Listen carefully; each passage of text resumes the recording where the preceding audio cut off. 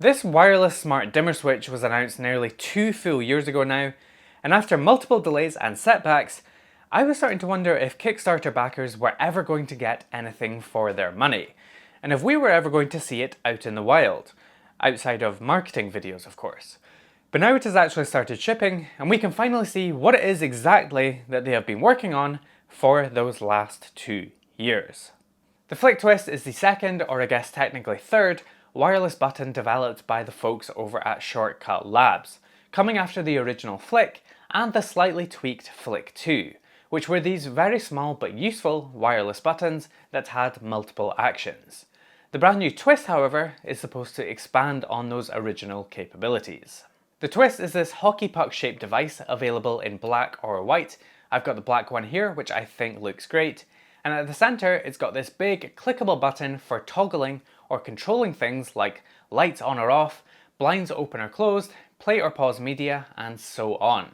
But alongside the button on the outside edge is a large rotating dial which opens up the potential for a new type of control like brightness or color temperature, blind position, volume, and lots of other things that aren't just a single on or off device. Now notice I said potential there. We're going to come back to that in just a sec. Round the back is a slot for 2 AAAs, which they say gives up to 2 years of battery life, which is pretty good, and it's available for pre-order for £66, which is quite expensive to be sure, but like I've said before, I don't mind paying a premium for something if it manages to nail every aspect. The Flic Twist needs to be paired to one of Flic's hub for communication, and Flic also sent over their new Hub Mini to use with the Twist, so I paired it with that. Pairing and setup of the Flic is really easy, good job on that, and when you get it added to the app, you can start setting up the actions you want to happen for things like a single press, double press, a twist, or a press and twist.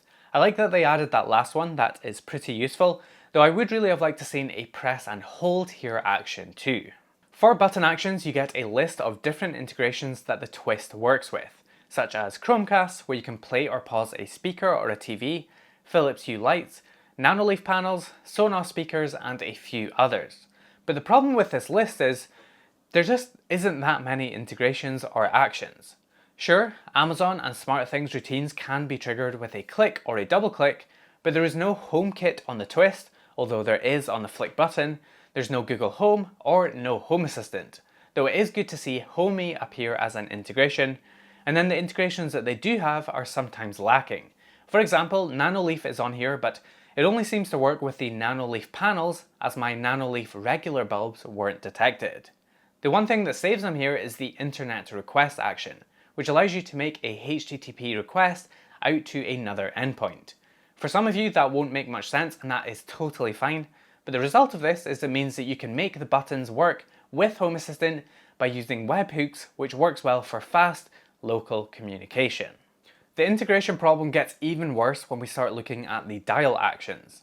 At first glance, it looks promising as you are presented with options like brightness, color temperature, saturation, volume, blind position, and even more, but if you tap into any of these, you will be met with a rather disappointing list of integrations.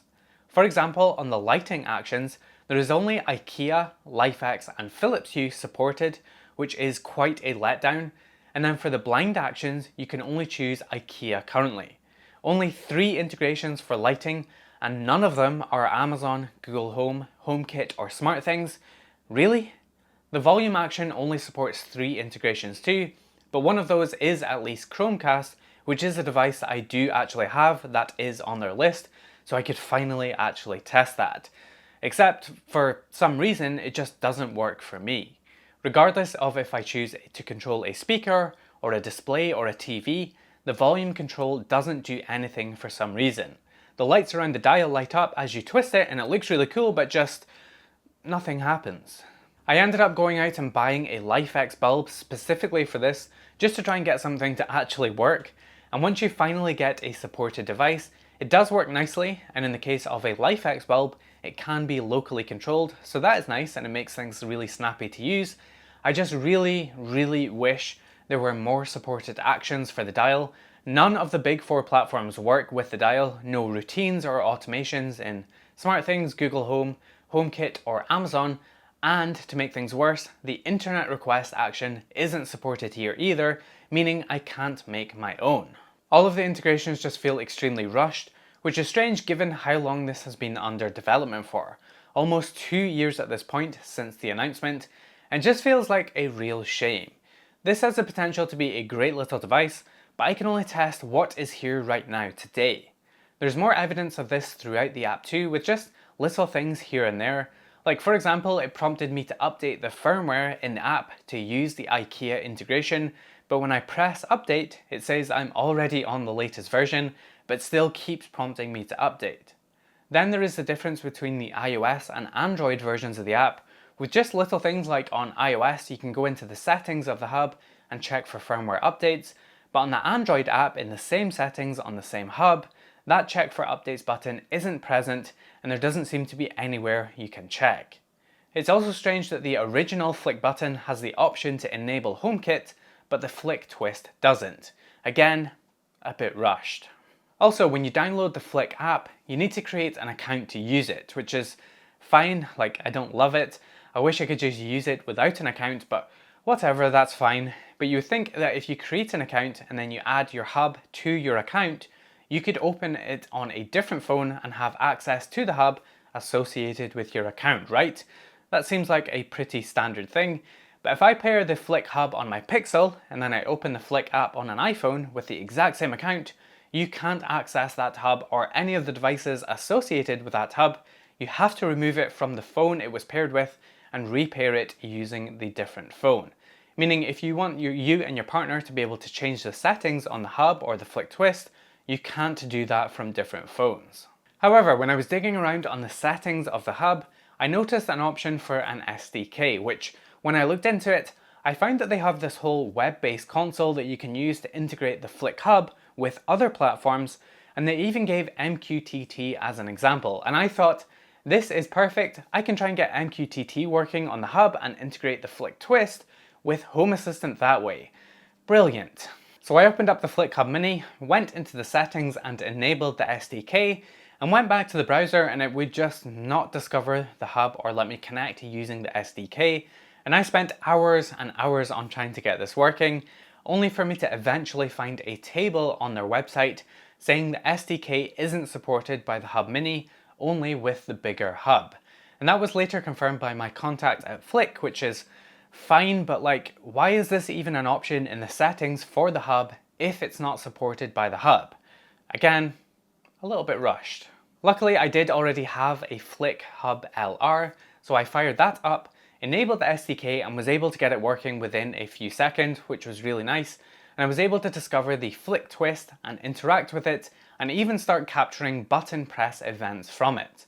Then I was able to get it connected to Home Assistant via MQTT using a public example kindly posted by someone online, which I'll link down below, only to discover that the button presses are supported on the Flic Twist, but the twist and the dial unfortunately isn't. The one saving grace about using the SDK, however, is that you can make a hold action, giving you press, double press and hold, but still, I really wanted the dial to work. I feel like their biggest problem is the number of integrations they are trying to create. They've made all these integrations for working with all of these different individual devices, rather than targeting the big platforms first and making the Flic Twist available inside of these bigger platforms. Like, there is a Slack integration available, and whilst that's cool and everything, I'm just really surprised to see that a Slack integration exists over something like Google Home or HomeKit. Same with TellDus. That's not even an integration I've heard of before, and not to be down on TellDus if you are a user of it, it just feels like they've really focused their attention on the wrong things. Maybe it's more complicated than that, absolutely, I get it. It just makes this device seriously limited right now as it is today. I mean, none of the big 4 platforms work with the twist action, which is a major shortcoming of the Flic Twist, so much so that it makes me wonder where the name Shortcut Labs came from. It's funny because if you go to their original pre-order page, which is still up and visible on Google, and by the way, the certificate expired 6 months ago, so you might want to fix that, you can see in the marketing that things like SDKs and internet requests and if this then that are all mentioned, And whilst those things do technically work with the button actions, they don't work at all with the twist action, which makes this thing really no better than the Flic button, unless you happen to have one of the 3 available integrations. What's also funny is that if this then that is mentioned repeatedly as an integration it works with, but if you try and use it with if this then that, yes, I'm sorry everyone, I had to do a really naughty thing and create an if this then that account, I'm sorry. It also doesn't have any actions for the twist, only the buttons. If they had even just allowed custom actions like the internet request or even the SDK to work on the twist, that could potentially allow for the community to help with integrations into other platforms. It's just really frustrating to see something like this where the hardware is nice, feels really good in the hand, but the software has clearly been extremely rushed, and I feel extremely sorry for anyone who pre-ordered this, because I don't think that what I have here is what customers are expecting to receive. At least if I had pre-ordered this, then I certainly would not be impressed by the severe lack of integrations. And listen, I get it. Clearly this product has been a long time in the making, with how long it's been since the announcement, and of course delays and setbacks happen, and maybe they were feeling the pressure to start shipping the twist out to people who had pre-ordered it so long ago.